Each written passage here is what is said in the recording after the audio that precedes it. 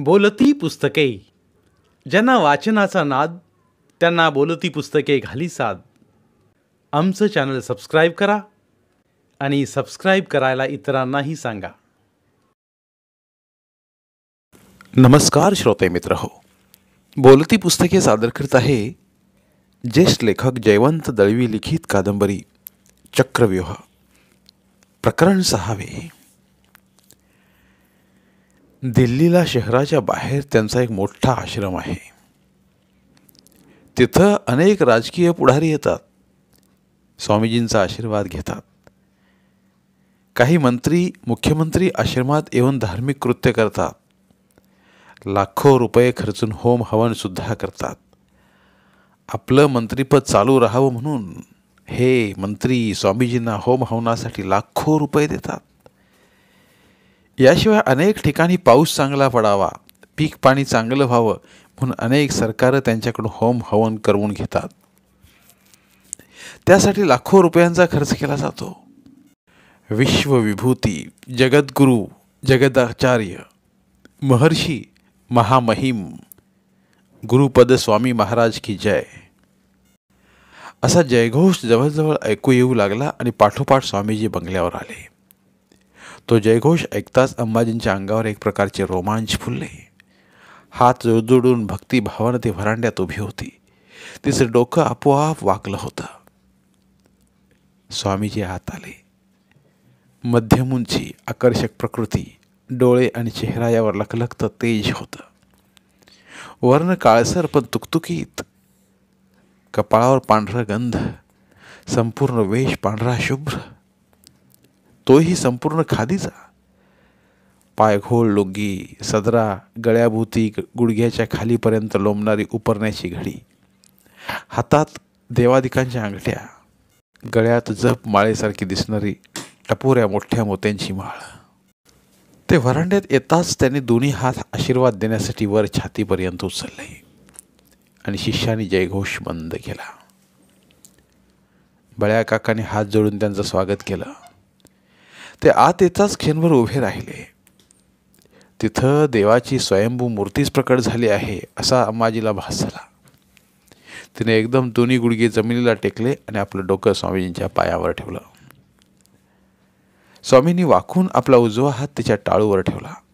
त्या सरशी आपल्या सबंध शरीरातून विलक्षण विद्युत प्रवाह सळसळला असा अंबाजीला भास झाला. तिने गुडघ्यावरच बसून वर स्वामीजींच्या तोंडाकडे पाहिलं. करुणा भागण्यासाठी तिने आपले दोन्ही हात वर पसरले. स्वामीजींनी मंद स्मित करीत रोखलेल्या नजरेने तिच्या डोळ्यात पाहिलं. त्यांच्या डोळ्यातनं एक दिव्य प्रकाश रेषा आपल्या नजरेतून आरपार गेली असं अंबाजीला वाटलं. बघता बघता तिने डोळे मिटले. भिजून थबथबलेलं वस्त्र पिळावं तसं तिचे मिटलेले डोळे घळाघळा वाहू लागले. एकदम लोट यावा तसे तिच्या डोळ्यांतून अश्रू येऊ लागले आणि सगळं शरीर थरथर कंपित झालं. ती एकाएकी हमसून हमसून रडू लागली. रडवेल्या आवाजात म्हणाली, स्वामीजी. पुढं तिला दुःखाच्या आवेगामुळे बोलताच येईना. मांजी, रोना नहीं, रोना नहीं. स्वामीजी करुणामय आवाजात म्हणाले. त्यांच्या आवाजात मायेचा ओलावा होता. तो आवाज ऐकून सुद्धा बरं वाटेल असं त्यांच्या आवाजात काहीतरी होतं. ते तिथं उभे राहताच ती जागा एकदम सुवासिक झाली. मंदिराच्या गाभाऱ्यात फुलं, गंध, उदबत्त्या, कापूर वगैरेंचा जसा एक भक्तिमय सुगंध दरवळतो तसा गंध त्या जागी दरवळला. त्याने आपल्या कपड्यांना आणि अंगालाही तो सुवास लावलेला असतो. ते बोलतात किंवा हसतात तेव्हा सुद्धा त्या गंधाच्या सूक्ष्म लहरी लहरत जातात असा भास होतो. रोना नाही माझी, उठो उठो. स्वामीजी पुन्हा म्हणाले, क्या करू. त्यांच्या डोळ्याकडे पाहत अंबाजी रडवेल्या आवाजात म्हणाली. तिचे डोळे पाण्यानं डबडबलेले होते. मैं जानता हूँ माझी, तुम दुःखी हो. त्याने दोन्ही हाताने तिचे दोन्ही खांदे वाकून थोपटले आणि म्हटलं, दुःख करने से दुःख हटता नहीं. मैं क्या करूं? दुख सामने रखे दुख पर ध्यान रखना. अम्माजीला ते जमण्यासारखं नव्हतं. ती गयावया करीत म्हणाली, स्वामी जी, आप मुझे ले जाना. कहा? तुमच्या आश्रमात. वहां क्या करोगी? आपकी सेवा. सेवा यहां करो, पापाजी की, बळ्याजी की. ते ऐकून बळ्या काका थोडे चपापल्यासारखेच झाले. अम्माजी आता पापाजीची पत्नी राहिलेली नाही हे स्वामीजींना ठाऊक नव्हतं. त्यांना कोणी सांगितलं नव्हतं. ती स्वतःला सांगितल्यासारखी म्हणाली, इथं कुणालाही मी नको आहे. मला रात्र रात्र झोप नाहीत. वेड वेड वेड लागेल अशी भीती वाटते स्वामीजी. मन शांत रखना माझी. ये सब मन के खेल है. माझं मन शांत होईल असं काहीतरी सांगा. ती उठून उभी राहिली. स्वामीजींनी आपल्या खिशात हात घातला. खिशातून एक जपमाळ काढली आणि ती तिच्या हातावर ठेवली. आकाशी रंगाचे पाणीदार मणी होते. उळीने दवबिंदू पडावेत असे ते मणी दिसले. चांदीच्या नाजूक साखळीत ओवलेले. अम्माजी त्या माळेकडे भारावलेल्या नजरेने पाहत राहिली. अश्रू गोठून त्यांचे मणी झाले असावेत असं तिला वाटलं. स्वामीजी शांतपणे म्हणाले, एक मराठी संत ने कहा है, अंतरीचा दीप मालवू नको रे. मराठी शब्द उच्चारताना ते अडखळले. पण न थांबता त्याने अम्माजींच्या छातीवर मधोमध मधलं बोट टेकवलं. तेही टेकलं न टेकलं असं आणि म्हटलं, यहाँ एक दिया है, वो जलता रखना. उसकी ज्योति स्थिर करना. स्थिर ज्योति पर ध्यान केंद्रित करना और कहते रहना, अंतरीचा दीप मालवू नको रे. बळ्या. दुरून बागेतून पापाजींची हाक ऐकू आली. ते ऐकताच बळ्या काका घाईघाईत पुढे आले आणि तिला म्हणाले, अम्माजी, चला, झालं ना समाधान. ते तिला दंडाला धरून आत घेऊन गेले. तिचं समाधान झालं की नाही ते त्यांना कळलं नाही. पण माणसं परिस्थितीमुळे कशी हतबल होतात आणि कुणाकुणाला शरण जातात याची त्यांना नव्यानं जाणीव झाली. ते क्षणात परत बाहेर आले. तोपर्यंत स्वामीजी हॉलमध्ये बसले असतील असं बळ्या काकांना वाटलं होतं. पण स्वामीजी अजून तिथंच रेंगाळून उभे होते. बळ्या काका समोर दिसता स्वामीजी बळ्या काकांना म्हणाले, संत कबीर कहे, जब आवे संतोष का धन, सब धन धुली समान. बळ्या काका काही न समजल्यासारखे हसले. तेवढ्यात स्वामीजींनी विचारलं, पापाजी और अम्माजी का अच्छा नहीं चलता. काय उत्तर द्यावं याचा बळ्या काका क्षणभर विचार करीत असतानाच पापाजी आत आले आणि उत्साहाने गर्जना करीत म्हणाले, नमस्कार नमस्कार स्वामीजी.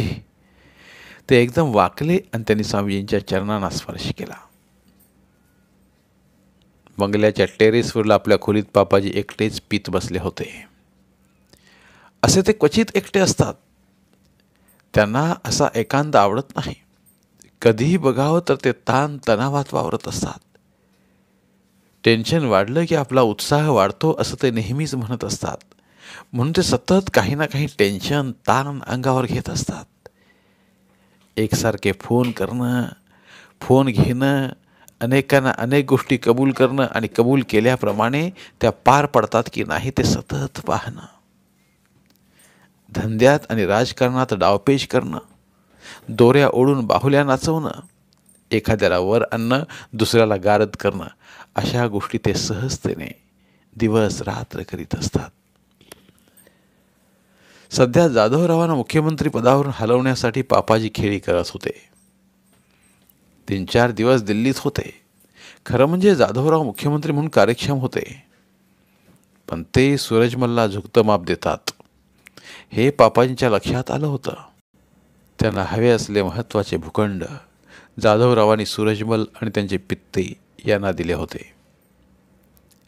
काही पापाजींनाही दिले होते, पण ते त्यांना शांत ठेवण्यासाठी. पापाजींना ही व्यवस्था मान्य नव्हती. सूरजमल समोर आपलं महत्त्व कमी झालं असं त्यांना वाटत होतं. एका बाजूला हे सगळं चालू असताना पापाजी आपल्या टेरेसवरील खोलीत असे शांतपणे पीत बसलेले पाहून बळ्या काकांना आश्चर्य वाटलं. तेही ही संधी शोधत होते, कारण त्यांना आता पापाजींना काही गोष्टी खडसावून सांगायच्या होत्या. स्वामींच्या मध्यस्थीनं शस्त्रास्त्रांचा चोरटा व्यापार करण्याचं पक्क ठरलं होतं. त्यासाठी राजगुरू पुन्हा ॲम्स्टरडमला जाणार होता. तिथं अरब देशातील काही व्यापारी येणार होते आणि अंतिम करारावर शिक्कामोर्तब होणार होतं. हे कानावर आल्यापासून बळ्या काका अस्वस्थ होते. त्यांना आधी वाटलं हे प्रकरण वृत्तपत्रातून बाहेर फोडावं, पण त्यांना खात्री नव्हती ते तसं फुटेल म्हणून. कारण पापाजींनी महत्त्वाच्या वर्तमानपत्रात आपली माणसं पेरून ठेवली होती.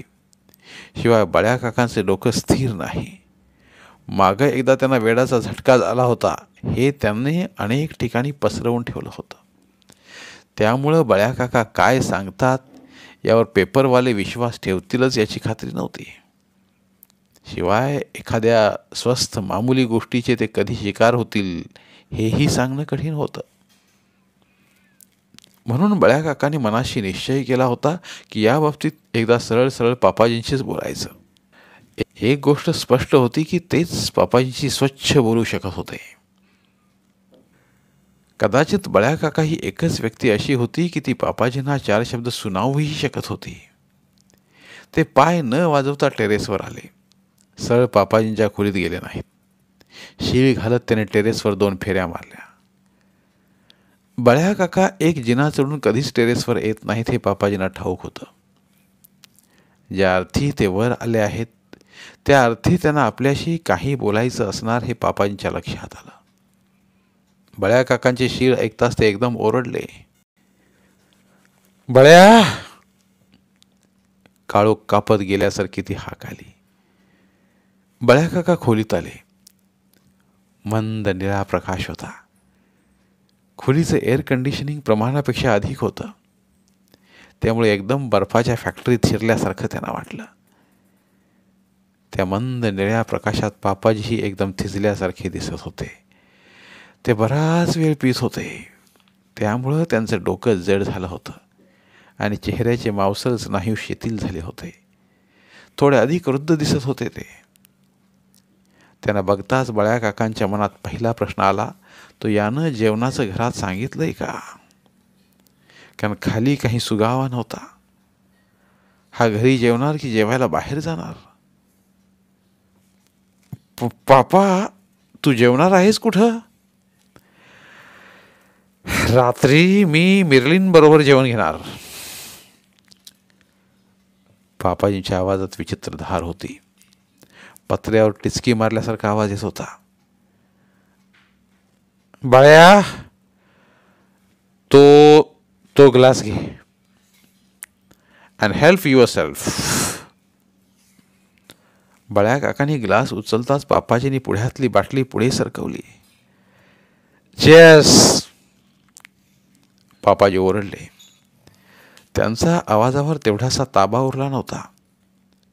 पहिला घोट गळ्याखाली जाताच बळ्या काकांनी विचारलं, राजगुरू एकदम ॲम्स्टरडॅमला का गेला? आपला इम्पोर्ट एक्सपोर्ट वाढवायचा आहे ना. बिल्डिंग कन्स्ट्रक्शनमध्ये आता मार्जिन फारसं उरलेलं नाही आणि त्यात गुंडगिरीचं एलिमेंट आलेलं आहे. I don't like it. कसला import export? All source chemicals, artificial fibres. बळ्या काकांच्या लक्षात आलं पापाजी सगळं लपवत आहेत. तुला पापा एक सांगू का? सांग ना. तुला आवडणार नाही. मला आवडणार नाही तेच तू नेहमी सांगत असतोस. सांगत असतो म्हणजे? तू बळ्या तू तू हुशार आहेस, पण तू अजून इतिहास जमा झालेल्या काळात आहेस आणि मी आत्ताच्या काळात आहे. आणि माझ्या मनात पुढल्या 20-25 वर्षांचा काळ आहे. त्या दृष्टीनं माझ्या हालचाली असतात. त्या समजण्याची तुझ्यात कुवत नाही. आणखी 20-25 वर्षांनी गुन्हेगार लोक कोणत्या प्रमाणावर गुन्हेगारी करणार याचा अंदाज करायला मोठी कुवत लागत नाही. कोण गुन्हेगार? मोठ्या ओंडक्यावर लांब लचक करवत ओढावी तसा पापाजींचा आवाज आला. त्यांचे डोळे तारवटले. तू सूरजमल, धनपाल शेट्टी, लाल अहमद, युसुफ इब्राहिम हे सगळे स्वातंत्र्यानंतर भल्या बुऱ्या मार्गाने धनाढ्य झाले सगळे गुन्हेगार आहेत. स्मगलर, बिल्डर, खोटे नाटे धंदे करणारे तुम्ही सगळे गुन्हेगार आहात. आता तुम्ही पैशाच्या जोरावर राजकारणात उतरू बघताय. हे कळायला पापा मोठी कुवत लागत नाही. तुम्हा लोकांना रोखायला, नष्ट करायला हिंमत लागते हे खरं. ती कदाचित माझ्यात नसेल का? नाहीच. बोलता बोलता बळ्या काकांचा आवाज एकदम पेटल्यासारखा वर चढला, पण शेवटाला तो अगदी क्षीण झाला.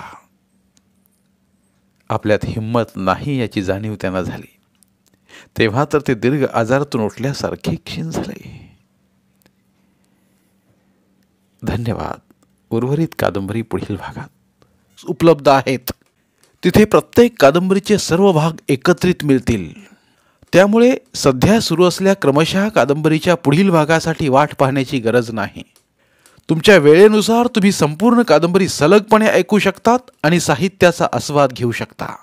कृपया आमच्या चॅनलच्या होमपेजवर जाऊन प्लेलिस्ट चेक करा आणि तुमची आवडती कादंबरी निवडा. धन्यवाद.